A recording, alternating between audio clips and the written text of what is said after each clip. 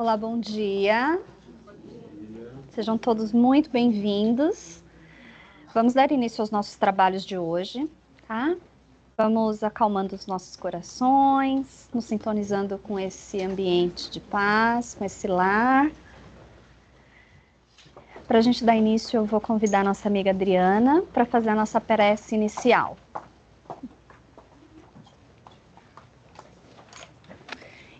Depois da prece, a Ana vai fazer o nosso estudo de hoje, tá bom?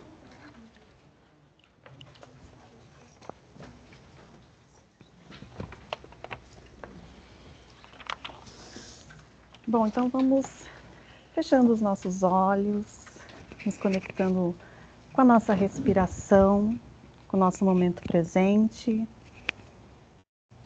inspirando e observando a forma como você respira.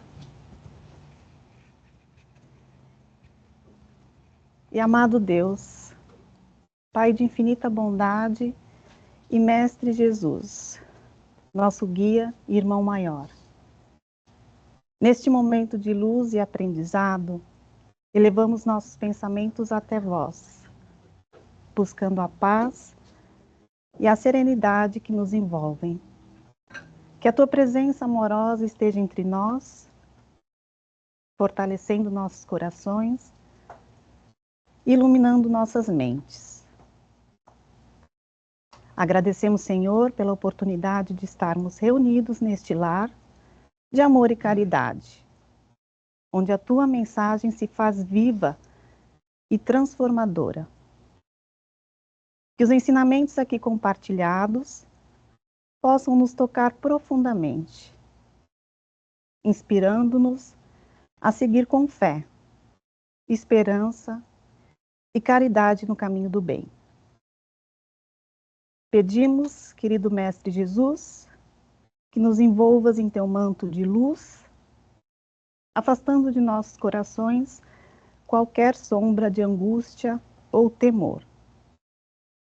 Que possamos sentir a tua paz, compreender as lições do Evangelho e aplicá-las em nossas vidas com humildade e amor.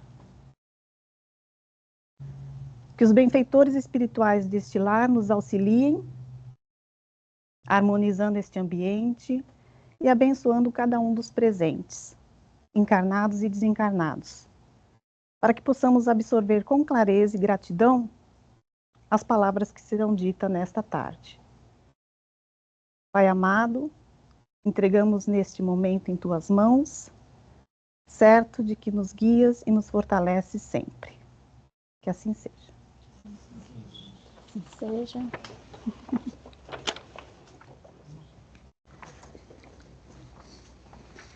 Bom dia, gente. Sejam todos muito bem-vindos.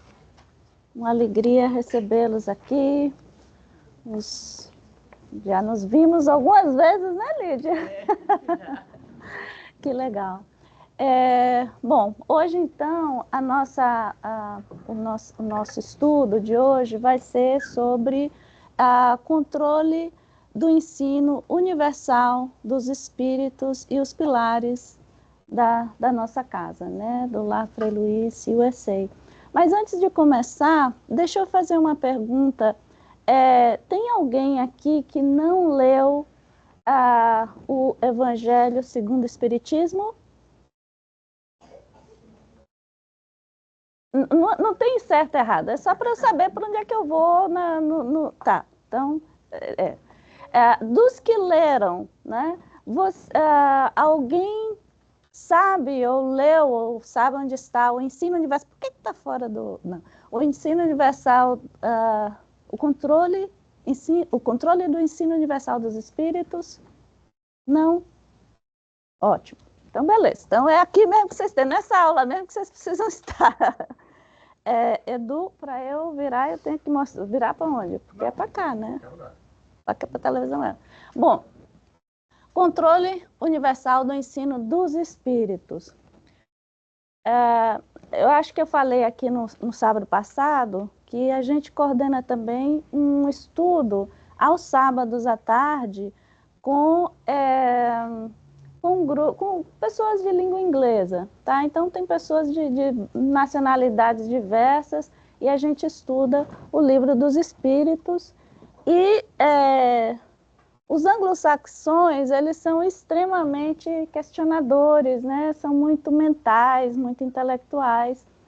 E lá pelas tantas, estudando o livro dos Espíritos, alguém vai e me pergunta por que é que eu tenho que estudar um livro de 1860, né? 1856, o livro dos Espíritos, quando, na verdade, eu posso, hoje à noite, sentar com minha esposa e conversar com os espíritos através da sua mediunidade, né?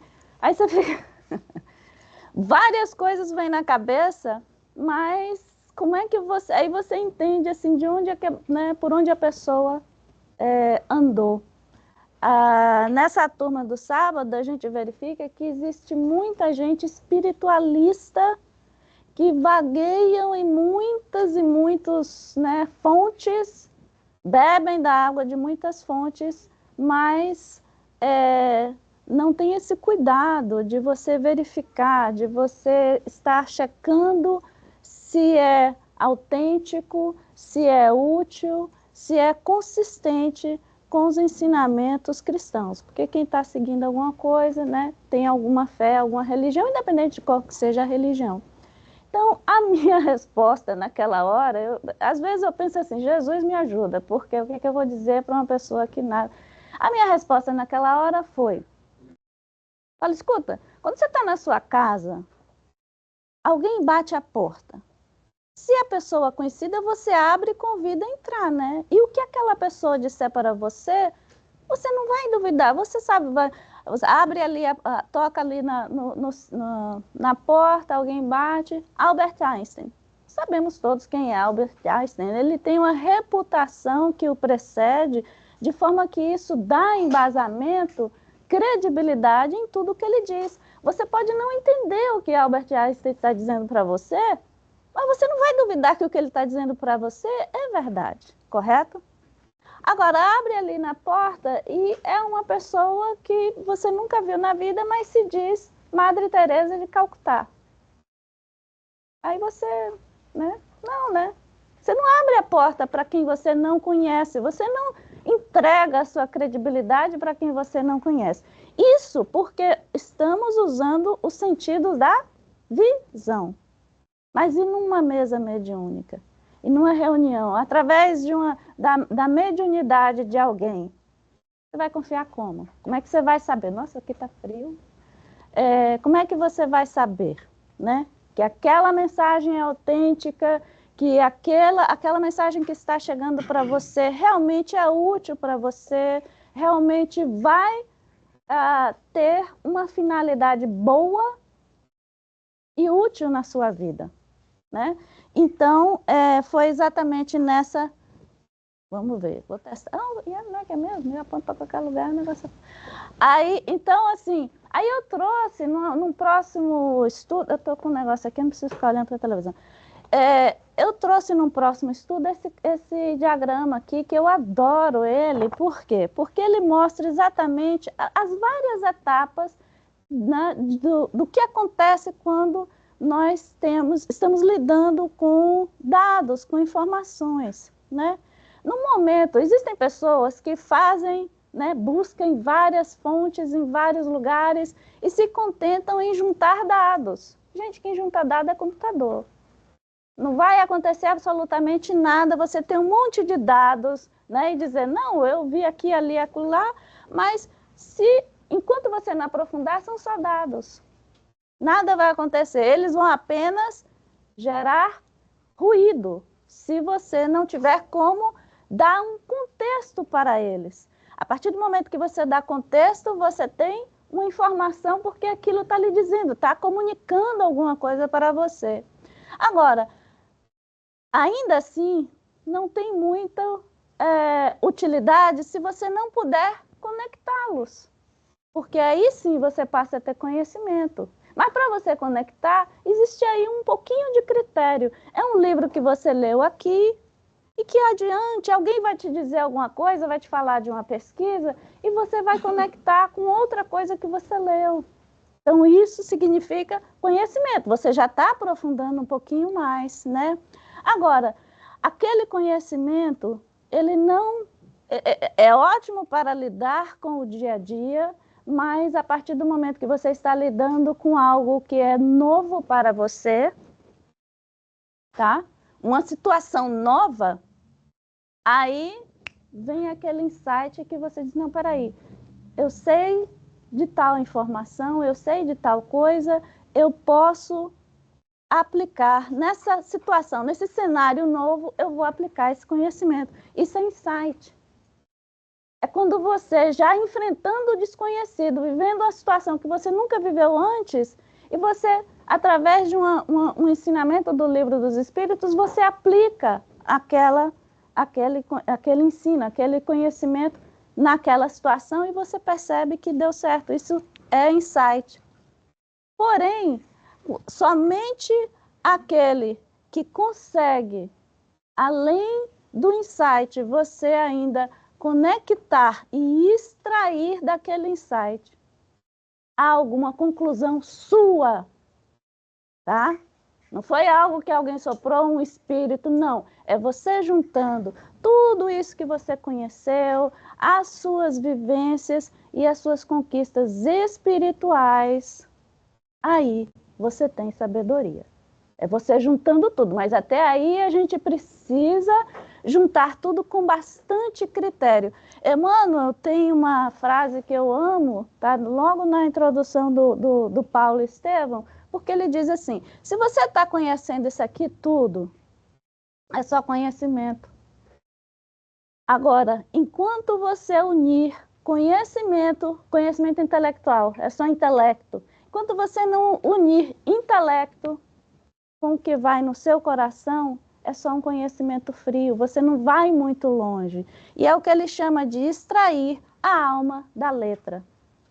O conhecimento em si, ele é frio, mas você só vai poder aplicá-lo com sabedoria e realmente fazer um impacto na sua vida primeiramente, porque a gente não está aqui para mudar a vida de ninguém, mas você só vai conseguir fazer um impacto quando você começar a aliar tanto o conhecimento quanto todos os sentimentos nobres do coração. Perdão, reconciliação, amor e por aí vai, né? Por isso que eu coloquei aqui. Agora, para você fazer tudo isso aqui, você não pode fazer isso com qualquer coisa, qualquer dado, né? É preciso que a gente seja criterioso naquilo que a gente esteja coletando, as informações que estamos coletando, né? Fazer uso de um pensamento analítico, ser sempre seletivo e priorizar as informações que sejam consistentes, confiáveis e úteis, tá? Porque o nosso cérebro, gente, é que nem o nosso estômago, ninguém come uma comida que esteja estragada. Mas tem muita informação por aí, tem muito conhecimento, entre aspas, que circula por aí e que a gente pode fazer uma analogia com aquela comidinha que já expirou, tá? Então, assim, vamos também cuidar da saúde do cérebro porque faz bem, né? Bom, então, vamos lá. E o que é, então, o que seria esse controle universal do ensino dos espíritos? Ele está logo na primeira parte, na introdução do Evangelho segundo o Espiritismo. Eu recomendo realmente a leitura. Ela não é longa, ela é curta, mas ela é extremamente interessante porque ela é uma espécie de disclosure, assim, de como Kardec foi criterioso, que critério, que princípios, como é que ele procurou trabalhar com aquela informação que chegava até ele para ele se certificar de que ele estava entregando algo que seria útil, não para o amigo dele, mas ele tinha noção perfeita de que aquilo seria um ensinamento que iria para a posteridade, né? Então, ele tinha noção do tamanho da sua responsabilidade. Está lá, logo no Evangelho segundo o Espiritismo, introdução, é o item 2, quando ele fala autoridade da doutrina espírita. Então, não foi, é um dos trechos que não foi ditado por um espírito, foi ele mesmo, Kardec, dizendo assim claramente o que é, como foi, por quê, que critério ele está seguindo, né? Então, é um critério científico, método, eu estou com um negócio aqui, eu fico olhando para trás, método criado e adotado por Allan Kardec para ter confiabilidade nas suas comunicações, para que ele mesmo não se deixasse enganar por espíritos que não fossem sérios, né? E aqui seria, então, um guia a ser utilizado por ele, para ele concluir os seus trabalhos. Guia este, gente, que é utilizado, inclusive, ele não está inventando a roda aqui. Kardec, ele era um professor, profundo conhecedor de várias ciências, então ele se baseou na própria ciência para criar este método. Então, e é um critério que para qualquer pessoa, não sei se tem alguém aqui que trabalha com pesquisas, mas o que ele está fazendo aqui, o que ele fez, é utilizado mesmo em pesquisas científicas nos dias de hoje. Então, você pode imaginar que, assim, Kardec, é como se ele estivesse numa determinada sala, de olhos vendados, ele nunca tivesse visto um elefante, e numa outra sala tinha alguém ali de olhos vendados tentando descrever para ele como é que um elefante se parece. Dá para perceber, olhando essa figurinha aqui, como é capciosa, é perigosa, porque a depender de onde você está, a definição de um elefante pode ser qualquer coisa, é uma cobra, é uma corda, sei lá, é uma árvore.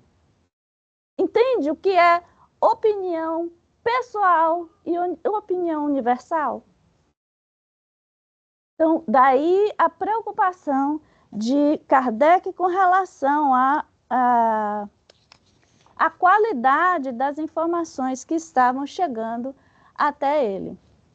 Então, aqui, que critérios que ele passou a utilizar, né? Ele disse assim, bom, eu estou entendendo aqui que ele não tinha evidência nenhuma, tá? Então, assim, ele tinha que confiar nos seus médiums. Então, qual foi o critério dele para trabalhar com esses médiums? Médiums com elevados valores morais, né? Que fossem fidedignos à sua mediunidade, que fossem pessoas respeitadas pelo seu exemplo, no sentido assim, como é que eles se conduziam, quais eram seus hábitos, né? E por aí vai. Então, ele tinha esse critério, não era médium, a mediunidade ela é indistinta das suas escolhas, né? Ela não é definida, você, Lídia, poxa, você é uma pessoa super 10, pronto, você vai ser médium. Não é assim, tem o livre-arbítrio. Lídia pode ser médium, mas de repente ela pode escolher não ser uma pessoa honesta, não ser uma pessoa transparente, não ser uma pessoa que conduza bem a sua vida. Então, ela conduzia bem, beleza, ela estava candidata a participar do projeto Kardec. Não era, sinto muito, né? Mas por aí, por quê? Porque existe uma questão de afinidade, né? Se Lídia foi uma pessoa honesta, bastante observadora, né, dos valores morais, etc, etc, etc, ela foi uma pessoa transparente, é óbvio que ela vai se afinizar com espíritos de luz. O contrário, né, a coisa desanda. Gerente de projeto. Por que ele era um gerente de projeto? Porque ele sabia perfeitamente a que público, ele sabia que essa mensagem iria se espalhar para muitas pessoas. Era fundamental que ele soubesse de todas as disciplinas que fossem estar, da informação que estava sendo veiculada naquele momento. Ele ia sentar com o médium, ele não sabia que tipo de informação viria. Podia ser biologia, sociologia, teologia, por aí vai. Imagina o quanto ele... Não é à toa que ele, quando ele começou a fazer esse trabalho, ele já tinha quase 50 anos, ou seja, ele teve todo aquele tempo para se preparar, né? para se educar. Olha o valor da educação. Né? Não significa que só quem se educa seja excelente espírito, etc. Não, mas significa sim que se você vai vincular uma informação nesse nível, você tem que estar a par de tudo aquilo que vai ser tratado, né? Utilidade e prudência, ele tinha essa noção de que qualquer informação que ele fosse editar ali, que ele fosse publicar, tinha que ser útil para as pessoas.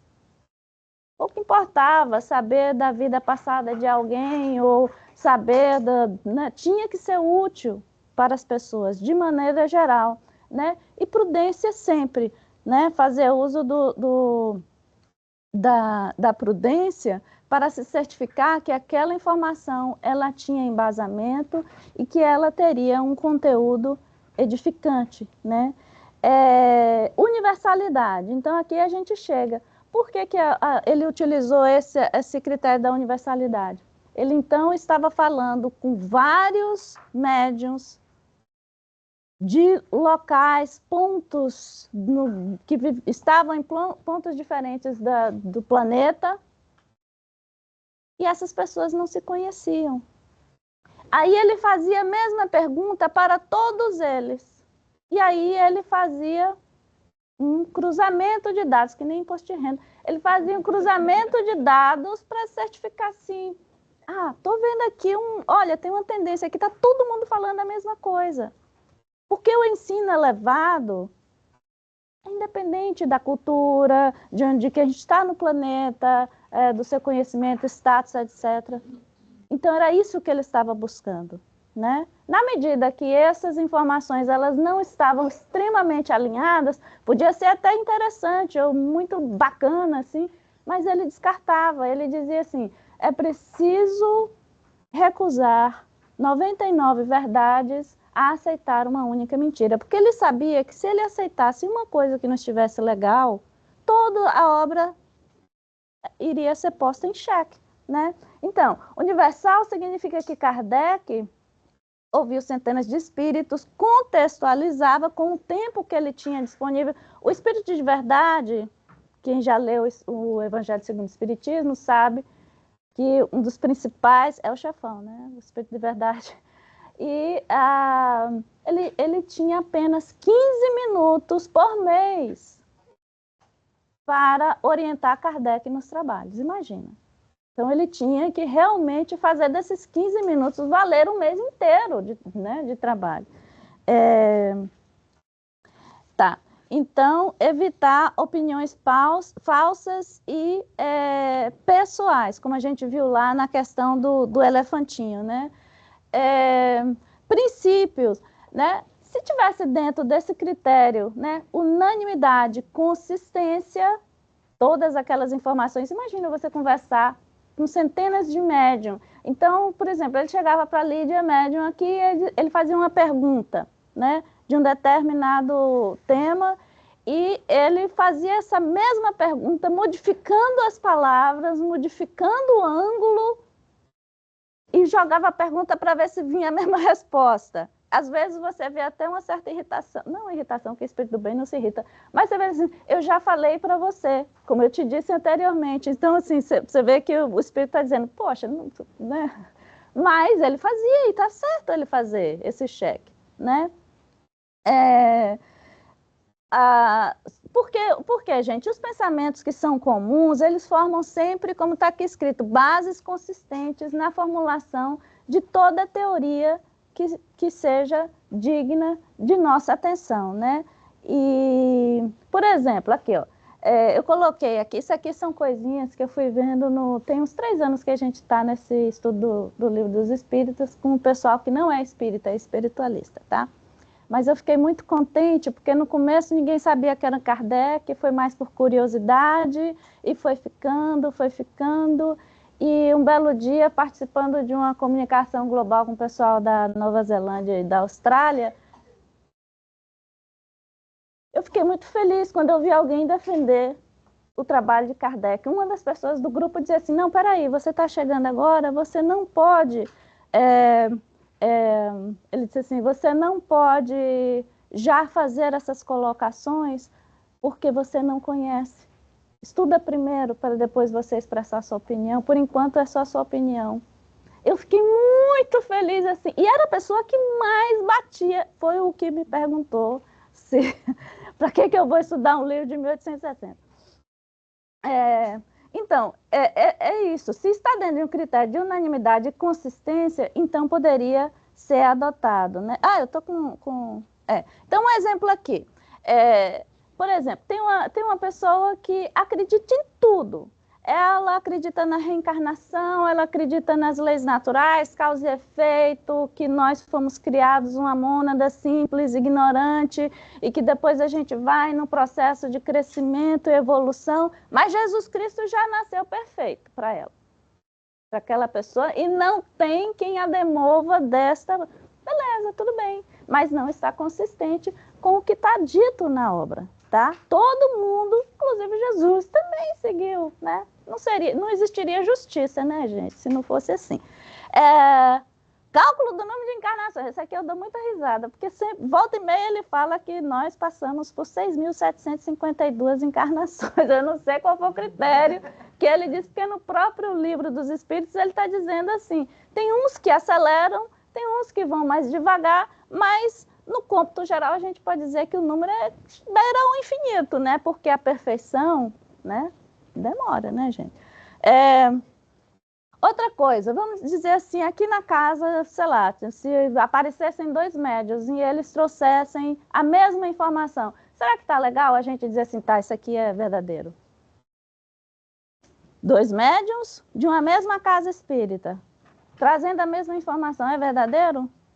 A gente pode botar assim e ficar com o pezinho atrás. Por quê? Porque aqueles 2 médiums podem estar com a mesma influência espiritual, correto? E será que aquela influência espiritual é boa? Então, tá vendo que a coisa assim... Coitado de Kardec, ele foi pioneiro, né, gente? Hoje aqui a gente já tem um monte de coisa assim, inclusive o trabalho dele para nos basear, mas ele não tinha nada disso. Ou então vem aquela mensagem lindíssima, assinado Bezerra de Menezes. Será? A gente sempre tem que olhar com muito critério, né? Aí você tem que observar qual foi o trabalho da casa. Por exemplo, chegar de Valdo Franco e dizer lá, tal, não sei o quê, Bezerra de Menezes, você vai acreditar. Como eu já disse, a reputação de Divaldo e mais a forma como ele conduz sua vida... dá credibilidade a ele. Mas chegou ali, a pessoa ali da esquina e vai dizer, olha, foi Bezerra que mandou, será? Né? Até porque vale lembrar que espírito elevadíssimo, às vezes nem dá nome, né? Por uma questão de humildade, né? Vamos lá. Então, assim... Kardec falou, né, olha só o que ele colocou assim sobre a doutrina. O espiritismo é para aqueles que não acreditam em nada, eu adoro isso. Inspiração e resolução para a alma questionadora. O que ele está querendo dizer? Ele disse assim, gente, ó, que está aqui a obra. Questiona. Questiona, por favor, porque isso, a cada vez que for questionado e que for... a pessoa se convencer que realmente Kardec estava correto, está dando credibilidade ao trabalho. E ele convida as pessoas a questionarem sempre, porque é assim que a gente vai aprender. Não é isso que o método na escola é assim, a professora fica, né, instigando, né, gente? Acorda, né? A gente diz o quê? Gente, vocês vão perdoar, eu sou filha de professora, então eu tenho traumas, tá? Então, de vez em quando eu vou falar algumas coisinhas assim que é... Mas vamos lá. Em caso de dúvida entre mim e Kardec, escolha Kardec. Gente, isso é o máximo. Quem disse isso foi Emmanuel. Durante os treinamentos, logo ali no princípio, nos primeiros livros, Emmanuel disse para Chico. Olha, se você está duvidando de mim, Chico, siga Kardec. O que Emmanuel estava dizendo aqui? Ele está expressando o respeito que ele tem, né? Ele reconhece a autoridade moral e a elevação dos espíritos que estavam ali acompanhando Kardec na execução daqueles trabalhos. Não é qualquer coisa, não, né? É para se respeitar. ali, olhando no relógio, vamos lá. Olha, outro critério, né? A gente já falou aqui, responsabilidade. Por que Kardec tinha que ser extremamente responsável com aquela informação?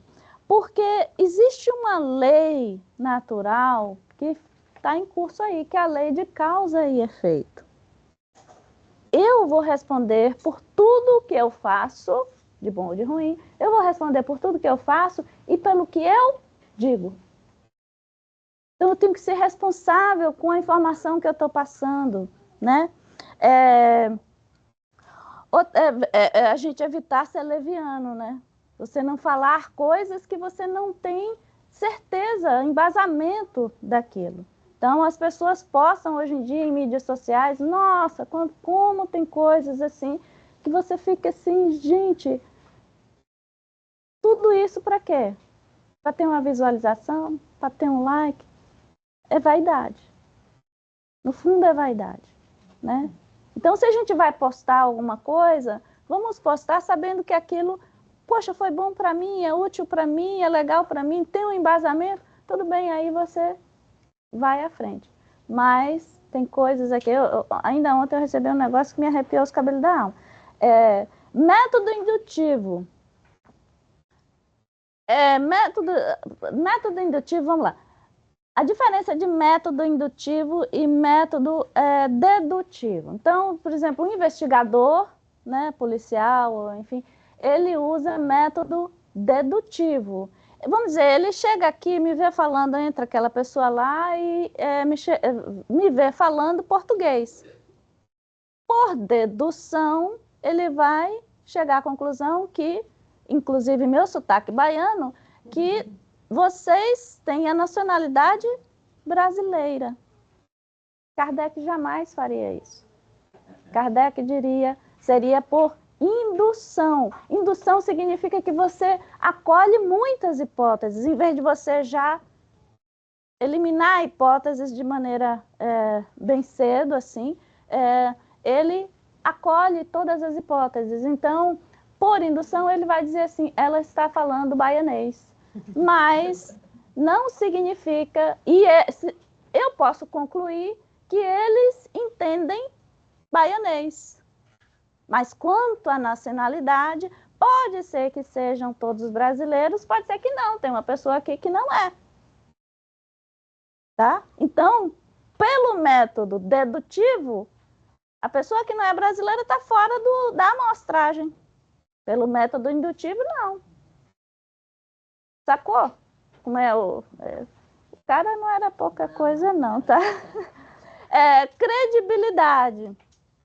Importantíssimo, gente, porque os espíritos de bem, eles nunca vão dizer assim, acredita em mim, porque Bezerra nunca disse isso. Né? O espírito de verdade jamais disse isso. Acredita em mim, porque é o espírito de verdade que está falando. Né?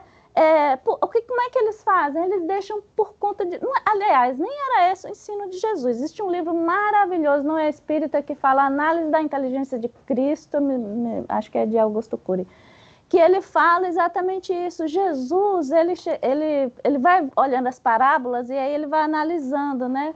Qual foi o método de ensino que Jesus está usando. Ele nunca colocou a verdade dentro de você. É você que acha a verdade. Baseado no que ele está lhe dizendo, no caminho, nas indicações.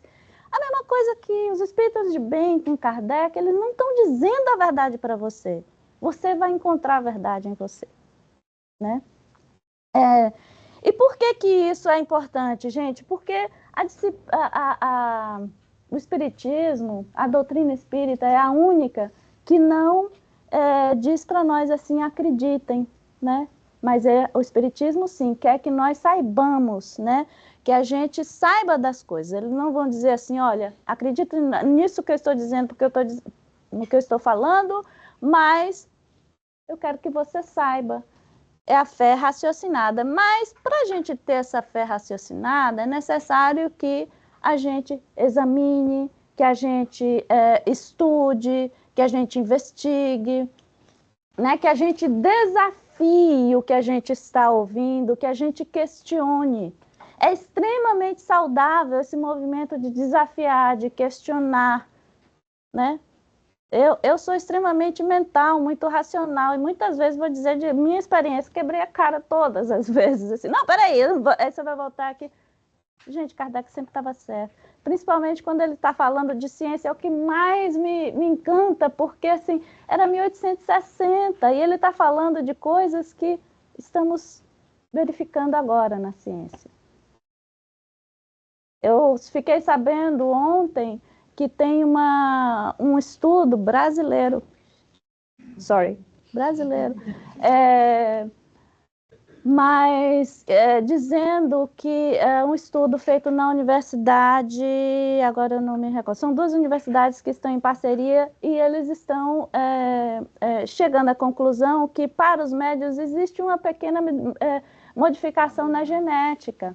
Ou seja, não é só a questão da hipófise, né? Mas existe ali uma certa, né? Existe um xizinho ali que está meio...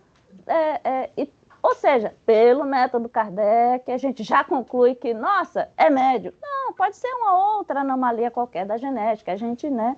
Mas já é um passo, né? Para gerar novos estudos. Vamos lá. Então, a gente tem que examinar, investigar, desafiar, olho no relógio, porque esse é o único procedimento que vai nos garantir a fidelidade daquela informação que está chegando até nós, né? Para a gente evitar que caiamos nas mãos de espíritos mistificadores. Espíritos mistificadores são aqueles que são eruditos, que falam bonito, que tem uma retórica maravilhosa, né? Aí você, poxa, isso aqui é um espírito de luz, olha só. Mas ele chega até a usar, olha como é perigosa a coisa, eles chegam até a usar partes de teorias que são comprovadas, mas tudo para contextualizar, dar crédito ao que ele vai falar em seguida, que é uma opinião pessoal.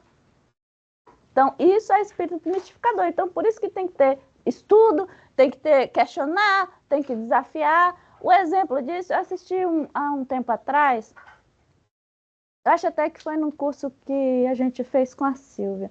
Ela indicou um curso com a dona Terezinha, que ela dizia assim, numa mesa mediúnica, então, uma vez chegou um espírito, falava lindíssimo, era uma coisa assim maravilhosa, todo mundo ficou encantado, e ele estava, então, ditando a cura, o tratamento para uma doença. Aí a pessoa que estava ali coordenando os trabalhos, ela ouvia, ela, né, tal.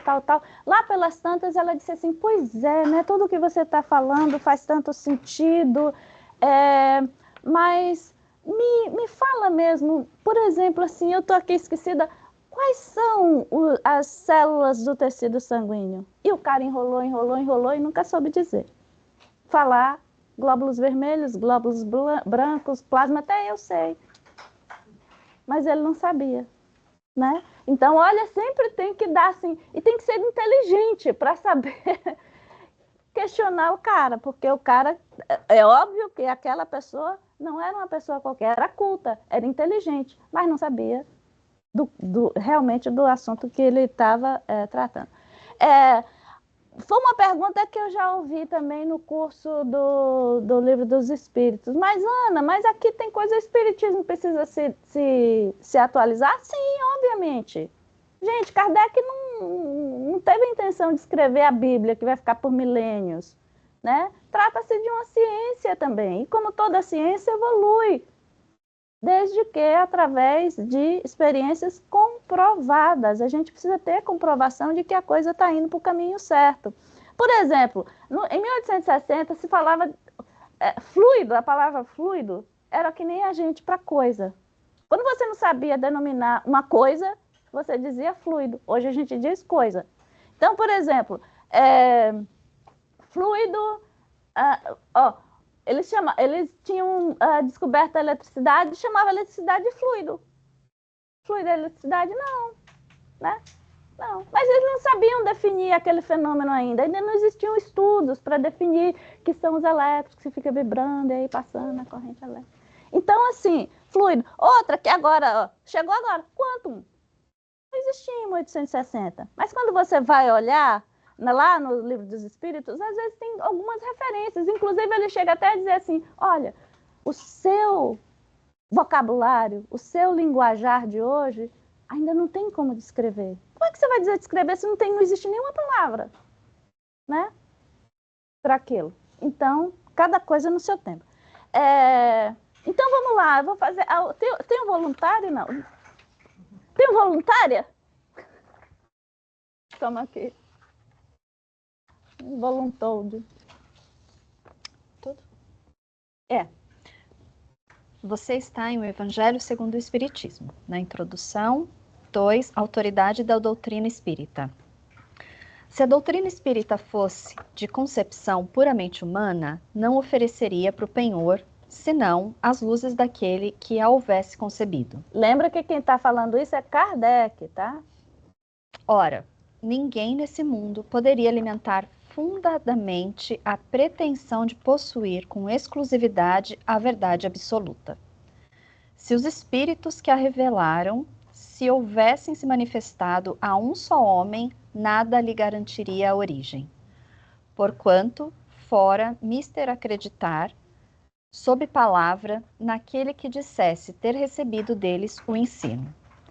Admitida de sua parte, sinceridade perfeita, quando muito poderia ele convencer as pessoas de suas relações. Conseguiria sectários, mas nunca chegaria a congregar todo o mundo. Critério da universalidade. Quis Deus que a nova revelação chegasse aos homens por mais rápido caminho e mais autêntico. Incumbiu, pois, os espíritos de levá-la de um polo a outro, manifestando-se por toda a parte, sem conferir a ninguém o privilégio exclusivo de lhes ouvir a palavra. Porque os espíritos sabem que nós somos vaidosos. Eu não podia cair nessa armadilha. Um homem pode ser ludibriado, pode enganar-se a si mesmo. Já não será assim, quando milhões de criaturas veem e ouvem a mesma coisa. Universalidade, né? Constitui isso uma garantia para cada um e para todos. Ao demais, pode fazer-se que desapareça um homem, mas não se pode fazer que desapareçam as coletividades. Podem queimar-se os livros, mas não se pode queimar os espíritos. Ele está falando isso porque lembra que quando ele enviou os livros para a Espanha, então o bispo da Espanha, quando soube que chegou lá no porto, mandou queimar todos os livros, né? Ali foi um baque enorme para Kardec. Ora, queimassem todos os livros, e a fonte da doutrina não deixaria de conservar-se inexaurível, pela razão mesma de não estar na terra, de surgir em todos os lugares e de poderem todos desedentar-se nela. Faltem os homens para difundi-la. Haverá sempre os espíritos, cuja atuação a todos atinge e aos quais ninguém pode atingir. Isso aqui é importantíssimo, porque Kardec está dizendo assim, olha, se não tivesse eu aqui, haveria outra pessoa para carregar. Aliás, os espíritos falam que existiam 8 pessoas preparadas para levar à frente o trabalho, né? Kardec, então, nasceu na França, fez seu trabalho na França, mas ali, em outros lugares também, haviam outras pessoas igualmente qualificadas para carregar o trabalho, caso ele sucumbisse. Tá? Kardec aboianou e falou, oxe, gente, e qual é a relação entre o controle universal do ensino dos espíritos com os nossos pilares? E aí disse assim, oxe, Kardec, vamos lá, te mostro. Sair da Bahia, a Bahia não sai de mim, né? Então, é o seguinte, desculpa, gente, é porque tá em inglês, eu deveria ter traduzido, mas é porque eu uso muito isso aqui com o pessoal. Seguir sempre, nos nossos pilares estão fundamentados exatamente nessas máximas, seguir sempre o critério e o método Kardec, é um método extremamente válido, né, e pertinente até hoje. seguir os critérios de Kardec, acreditar em Deus e na vida, respeito à vida, respeito a Deus. Aquela informação, ela é verdadeira? Ela é boa? Ela é útil? Então, beleza. Seguir um caminho lógico, valores morais, racionais, senso comum, mas lembrando sempre de aliar todo o conhecimento intelectual com os sentimentos nobres do coração, dentre elas compaixão. Jesus falava muito disso, e falando nele, o outro pilar também é seguir os ensinamentos morais cristãos, piedade, empatia, caridade, fé, amor. Seguir também uma ética bastante sólida, honestidade, transparência, código de honra. Que eu lembrei de uma pessoa que foi meu pilar para código de honra. Essa pessoa não está mais aqui. Tudo que fizermos, né, fora o bazar, porque a gente precisa, né, de gerar fundos aqui para funcionar, mas atendimentos, né, as ações sociais, obviamente, sem nenhum custo para ninguém. Educação que seja relevante. Uso de ensino pedagógico, ali está até repetido. Responsabilidade ao veicular determinadas verdades, responsabilidade também com nossas crenças. Imagina, Kardec ele não excluiu crença nenhuma, né? Quem somos nós para excluir esta ou aquela crença? Eu acho muito bacana quando tem pessoas de outras, que seguem outras religiões e vai ao centro também. Eu não vejo problema nenhum com isso, né? Inclusive, nós fazemos parcerias com ações sociais com uma pessoa que é evangélica. E ela já veio ao centro para dizer assim, né? Eu acho o máximo, é isso mesmo, a gente tem que se unir, né? Passando para cá, eu vi uma igreja católica lotada. Eu falei, graças a Deus, gente, né? Que o pessoal está indo. A questão da Responsible Truth, gente, nem Jesus chegou para a gente e dizer assim, é isso, aceita. Ele respeitou o nosso estágio, né? Até chegar e dizer assim, olha, vamos... O que ele fez? Ele usou parábolas e disse assim, olha, fica aqui. Um dia eles vão entender, né? Mas ele respeitou o nosso estágio, correto? Médios de valores morais elevados, total alinhamento com as leis universais, atitude humilde, a gente não pode mudar o mundo de ninguém, somente os nossos, estudar e praticar sempre, não adianta nada a gente ficar só na teoria, né? Mãos à obra, né, rapaziada? Assim, é parte do aprendizado, quanto a gente aprende quando a gente, né, vai de encontro ao trabalho. E... já aqui eu estou cuidando do tempo. Então, assim, a gente falou, já concluindo, a gente falou de tantas coisas, olha só, a gente falou de responsabilidade, critério, análise crítica, muito estudo, orientação segura, ser questionador, possuir uma fé raciocinada, mas vamos lembrar que todo e qualquer conhecimento acumulado não vai nos levar muito longe se a gente não utilizar de compaixão, se a gente não utilizar de sentimentos nobres, porque conhecimento só não te leva à conclusão de que você precisa perdoar alguém, por exemplo, né? Então, esse camarada com esse camarada, eles precisam estar andando juntinhos e de mãos dadas, sempre.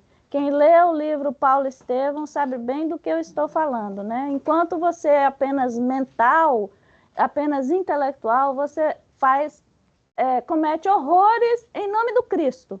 Vale lembrar que a Inquisição fez o que fez em nome da religião, tá? Usou-se muito em nome do Cristo. Desconectou isso aqui. E isso vale, não é só na hora de estudar a doutrina. Isso vale também nas nossas relações. Então, na hora de avaliar um filho, que às vezes você tem vontade de jogar pela parede, pela janela, né? Um marido, você tem vontade de esganar. Gente, né? Aqui na doutrina ensina muita coisa, como a gente nos conduzirmos, mas sempre lembrando, com amor, com tolerância, com compaixão, sempre pensar com esses sentimentos nobres para que, em nome de um conhecimento frio, a gente não consiga extrair a alma daquele conhecimento e dar um passinho a mais na nossa evolução espiritual. É só assim que a evolução espiritual acontece.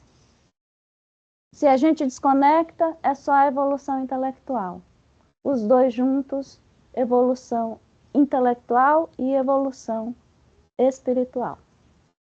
Obrigada pela paciência, gente, e espero que vocês tenham um bom domingo.